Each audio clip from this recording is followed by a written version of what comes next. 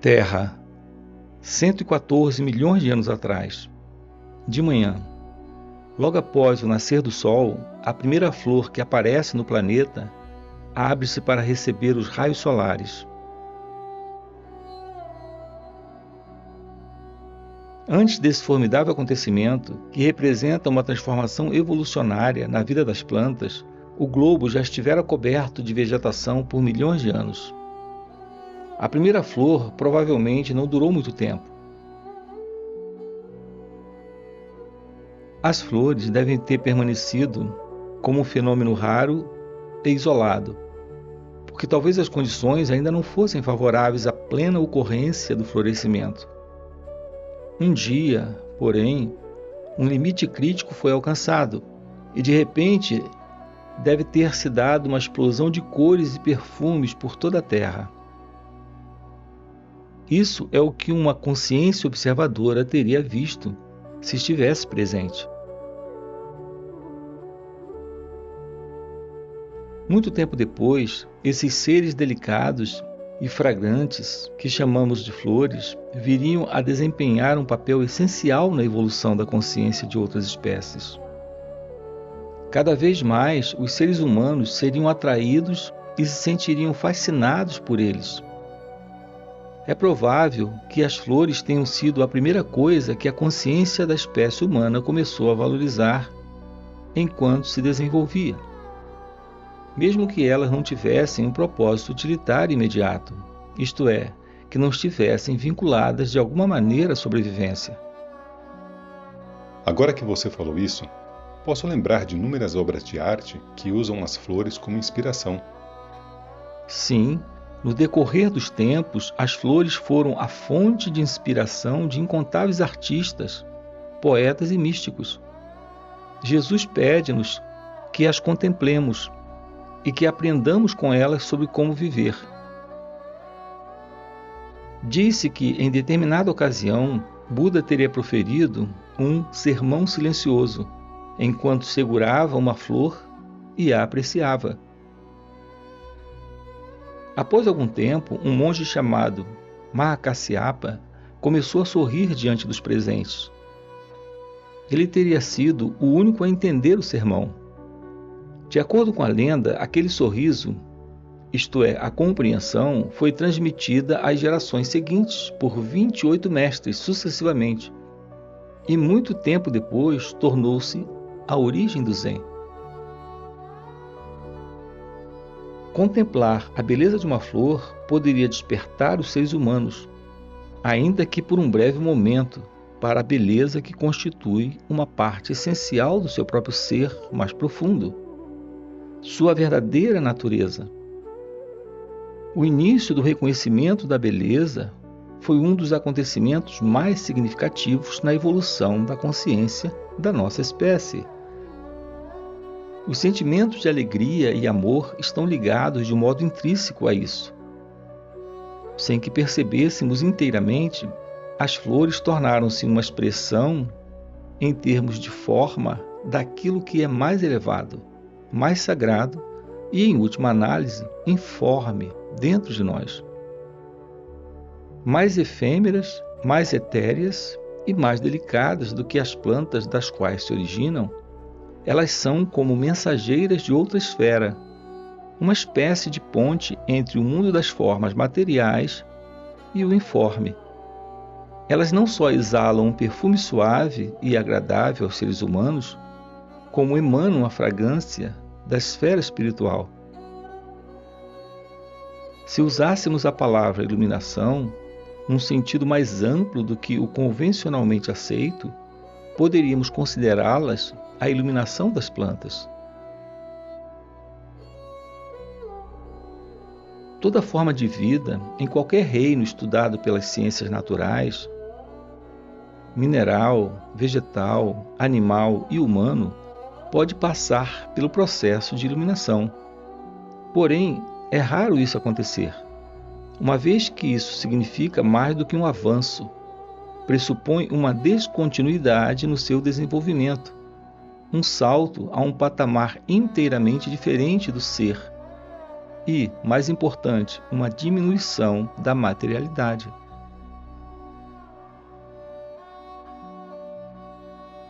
O que poderia ser mais pesado e mais impenetrável do que uma rocha?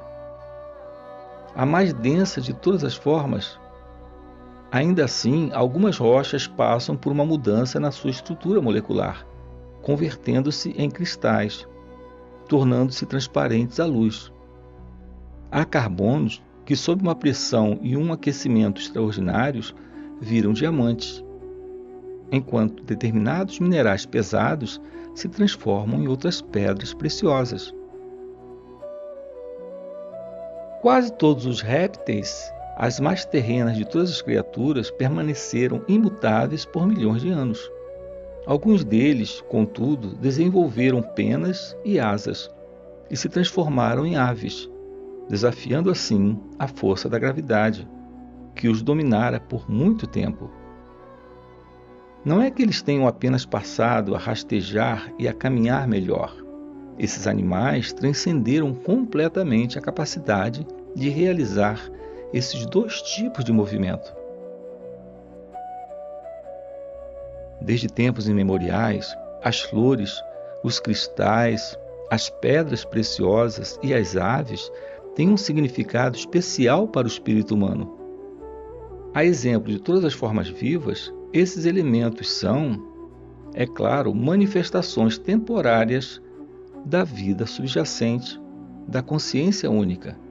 Seu significado especial e a razão pela qual despertam tamanha fascinação nos seres humanos, que possuem um grande sentimento de afinidade em relação a eles, podem ser atribuídos à sua propriedade etérea. Por que os seres humanos apreciam essas formas de existência? Como existe certo grau de presença, isto é, de atenção silenciosa e permanente nas percepções humanas, nossa espécie tem a faculdade de sentir a essência vital divina, a consciência, ou o espírito imutável que há em todas as criaturas, em todas as formas de vida, reconhecendo-a como compatível com a nossa própria essência. Por isso, somos capazes de amá-la como a nós mesmos. Até que isso aconteça, contudo, a maioria das pessoas vê apenas as formas exteriores, não atentando para a essência interior, da mesma forma como não percebe sua própria essência e se identifica somente com a sua forma física e psicológica.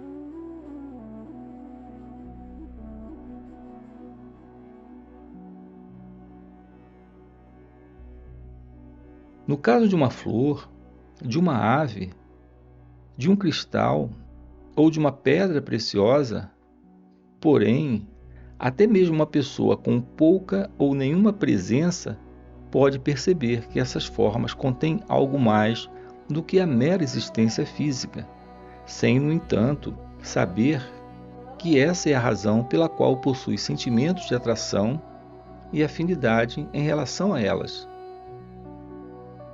Por causa da sua natureza etérea, a forma obscurece o espírito, que a habita, até que ele atinja um grau inferior em comparação ao que ocorre com outras criaturas.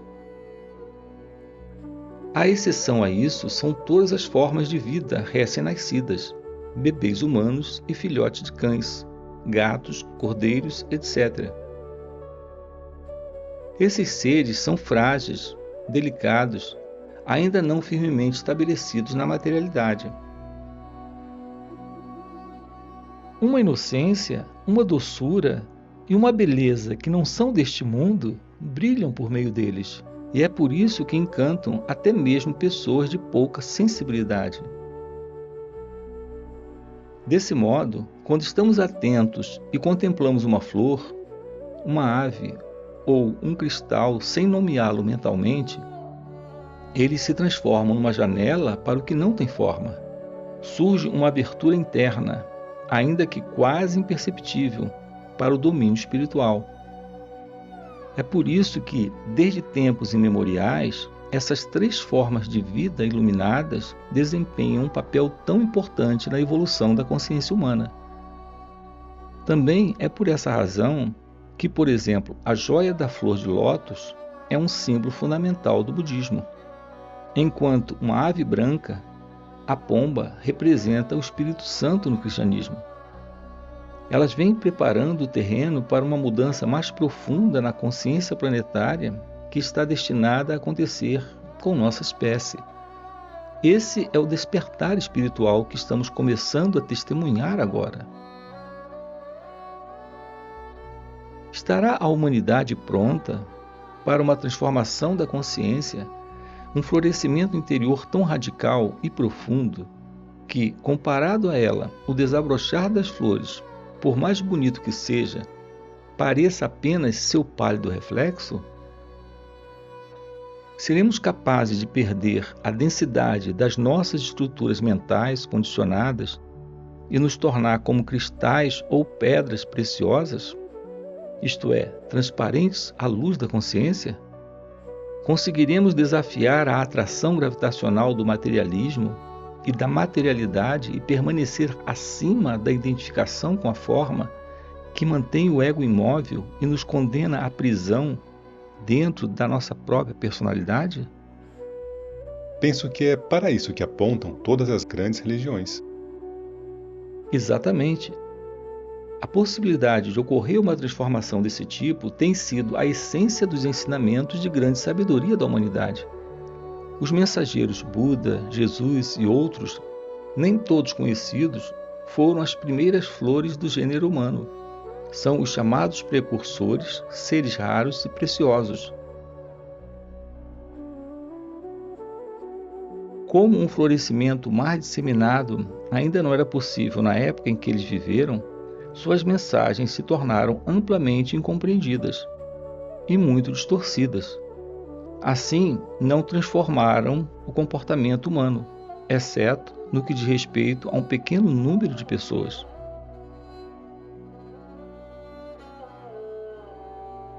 Estaria a humanidade mais preparada agora do que na época dos primeiros mestres? Por que se poderia esperar isso? O que você pode fazer, se é que pode, para produzir ou apressar essa mudança interna? O que caracteriza o antigo estado egóico da consciência e quais sinais nos permitem reconhecer a nova consciência que está surgindo?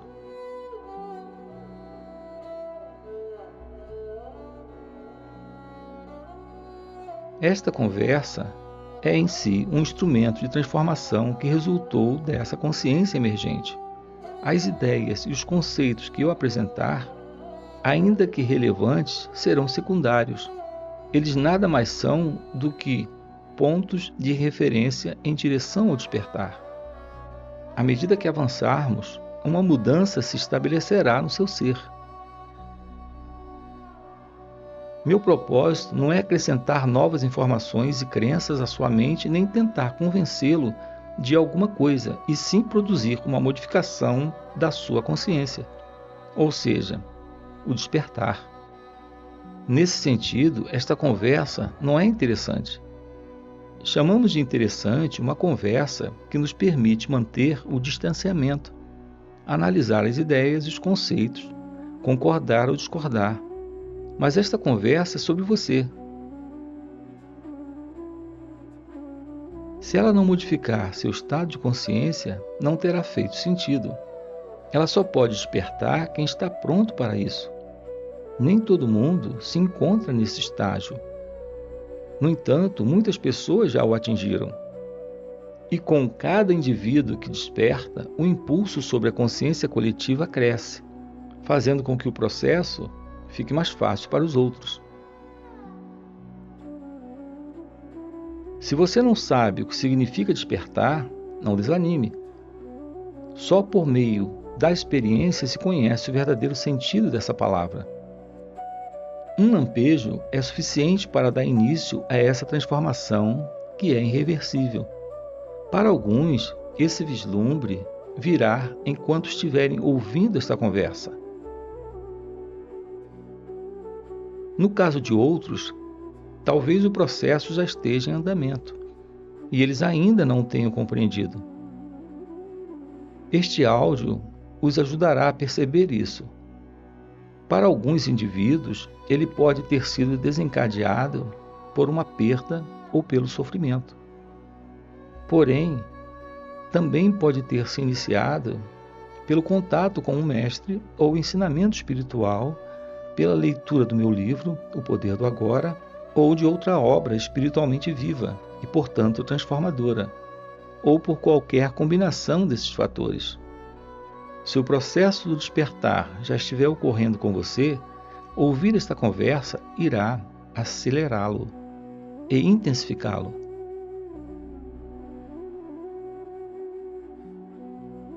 Um ponto essencial do despertar é a identificação daquela parte em nós que ainda não se modificou. O ego, da maneira como ele pensa, fala e age, assim como o reconhecimento do processo mental condicionado coletivamente, que perpetua esse estado não desperto. É por isso que nessa conversa vou mostrar os aspectos principais do ego e como eles se manifestam no plano individual e coletivo. Eu não entendo por que falar sobre o ego vai ajudar no despertar. Isso é importante por dois motivos que se interrelacionam. O primeiro deles é, a menos que conheça o mecanismo básico por trás do funcionamento do ego, você não o detectará e ele irá enganá-lo, impedindo que o reconheça todas as vezes que tentar. Isso mostra que ele o domina. É um impostor fingindo ser você. O segundo motivo é que o ato do reconhecimento é, em si, uma das maneiras pelas quais acontece o despertar. Quando você descobre a inconsciência em si próprio, aquilo que torna o reconhecimento possível é o surgimento da consciência, é o despertar. Você não pode lutar contra o ego e vencer, assim como não consegue combater a escuridão. A luz da consciência é tudo o que é necessário. Você é essa luz. Se examinarmos mais detidamente as antigas religiões e tradições espirituais da humanidade, veremos que, por baixo da grande parte das diferenças superficiais que elas apresentam, há duas ideias centrais com as quais a maioria delas concorda. Embora as palavras usadas para explicar essas ideias sejam diversas, todas remetem a uma verdade fundamental dupla. Primeiro, vamos abordar sua face negativa e depois a positiva. A primeira parte, ou o aspecto ruim dessa verdade, é a compreensão de que o estado mental normal de quase todos os seres humanos contém um forte elemento do que podemos chamar de distúrbio ou disfunção, e até mesmo de loucura. Determinados ensinamentos fundamentais do hinduísmo talvez sejam os que mais se aproximem da ideia de que esse desajuste é uma forma de doença mental coletiva. Eles o chamam de Maya, o véu da ilusão. Ramana Maharshi, um dos maiores sábios indianos, afirma sem rodeios: a mente é Maya. O budismo emprega termos diferentes. De acordo com Buda, a mente humana, no seu estado normal, produz dukkha, termo Pali que pode ser traduzido como sofrimento, insatisfação ou tristeza, entre outros. Para ele, essa é uma característica da condição humana. Não importa onde vamos nem o que façamos, disse o mestre, encontraremos dukkha. E isso se manifestará em todas as situações, cedo ou tarde. De acordo com os ensinamentos cristãos, o estado coletivo normal da humanidade é de pecado original. A palavra pecado tem sido incompreendida ao longo dos séculos. Traduzida de forma literal do grego antigo, idioma em que o Novo Testamento foi escrito originalmente, ela significa errar o alvo, como na situação de um arqueiro que falha em atingir o ponto de mira. Assim, pecar quer dizer errar o sentido da existência humana. Corresponde a viver de maneira desorientada, cega e, portanto, sofrer e causar sofrimento.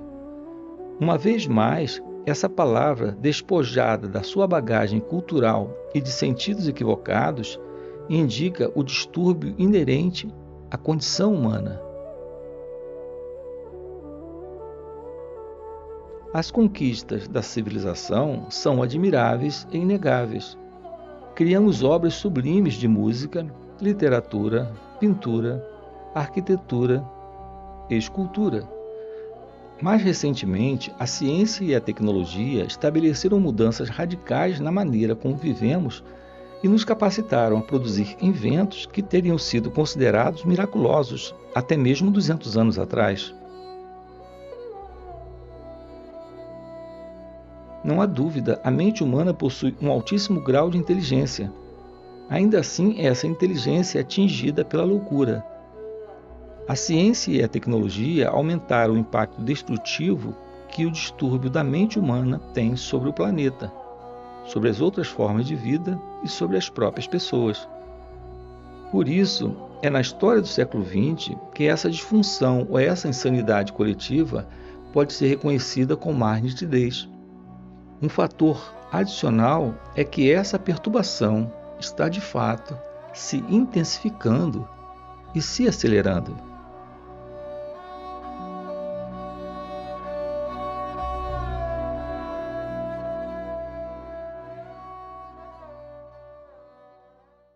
Aquilo que estamos compartilhando, veja, é algo possível a você. Não apenas a Ramana Maharshi, não apenas a Eckhart Tolle, mas é possível a você. Toda revelação